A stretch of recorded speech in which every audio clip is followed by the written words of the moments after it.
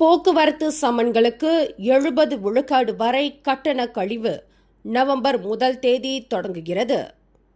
சாலை போக்குவரத்து சமன்களுக்கு அரச மலேசிய போலீஸ் படை 70 விழுக்காடு வரை கட்டண கழிவை வழங்க முன்வந்துள்ளது. இந்த சலுகை வரும் நவம்பர் 1 தொடங்கி டிசம்பர் 30 வரை நீடிக்கவிருக்கிறது. வரும் 2026 ஆண்டு முதல் அரச மலேசிய போலீஸ் படையின் போக்குவரத்து சமன்களுக்கு அபராதத்தை செலுத்தும் முறையில் புதிய அணுகுமுறை அமுல்படுத்தப்படவிருக்கிறது.